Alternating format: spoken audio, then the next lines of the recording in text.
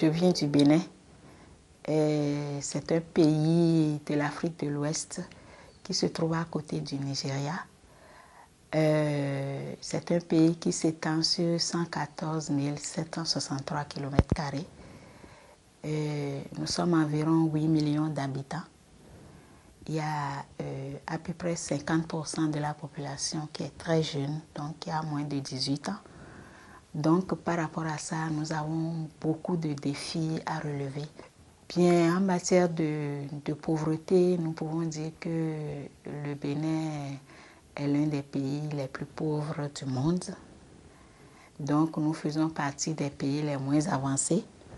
Nous faisons partie des pays pauvres les plus endettés. Je disais donc que depuis 2000, le Bénin a commencé à élaborer une stratégie de croissance pour la réduction de la pauvreté. Nous avons élaboré une de première génération, nous avons élaboré une de deuxième génération qui a couvert les années 2007 à 2009. Et nous sommes en train d'élaborer la troisième génération de cette stratégie maintenant.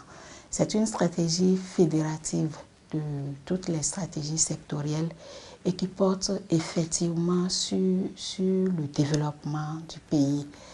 Et cette stratégie-là est à la fois basée sur les orientations stratégiques de développement que nous avons élaborées en 2006. Et ça porte aussi sur la vision du Bénin que nous appelons Bénin à la FIA 2025. Donc c'est une vision qui nous présente un peu, qui nous projette le Bénin en 2025 et qui fait apparaître le Bénin comme un pays phare, bien gouverné, bien développé, où il fait bon vivre pour chacun et pour tous. Le Bénin est un pays pauvre, donc il a besoin que la communauté internationale l'aide pour sortir de cette pauvreté-là. Donc il y a beaucoup de partenaires techniques et financiers qui nous viennent en aide, qui nous donnent de l'aide justement pour le développement. Nous avons dans ce cadre la coopération suisse, le Danemark, l'Union européenne, et toutes les institutions multilatérales comme le PNUD, et tout ça, toutes les institutions du système des Nations Unies, l'UNICEF et tout ça. Donc, beaucoup de partenaires nous viennent en aide. Et c'est important alors que nous puissions souscrire à la déclaration de Paris parce que ça permet non seulement de mettre de l'ordre dans l'aide, mais aussi d'accroître l'efficacité de cette aide-là. Donc c'est un peu pour ça que le Bénin aussi a souscrit à la déclaration de Paris en 2005. Donc nous avons participé à cette seconde partie de l'évaluation dans notre pays. Et en ce qui concerne les principes, les 5 principes de la déclaration de Paris, donc l'appropriation, l'aliment, la responsabilité mutuelle, la gestion assise sur les résultats et autres, je crois que les choses commencent à se mettre en place petit à petit. L'administration commence à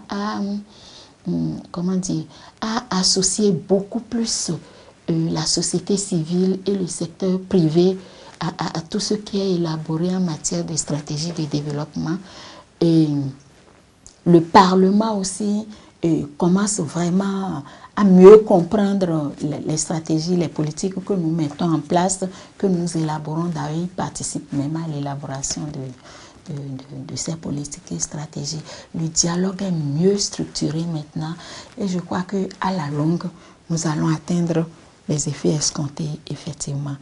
Il y a encore, disons, certaines organisations de la société civile qui interviennent de façon pas très coordonnée dans ce domaine-là.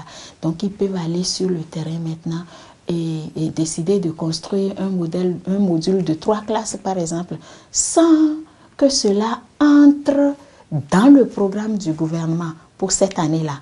Vous comprenez? Donc, c'est des aides dont nous avons besoin. Mais il faut que ces aides-là soient coordonnées. Il faut qu'il y ait un peu d'ordre dans ces aides-là et qu'on puisse au moins les programmer avant qu'on aille les mettre en œuvre. Donc, dans le secteur de l'éducation, il y a encore quelques petites choses qu'il faut vraiment mieux coordonner, mieux ordonner. De la même manière, jusqu'à tout récemment, c'est que chaque partenaire au développement intervenait selon sa propre procédure, selon le volet qu'il entend financer.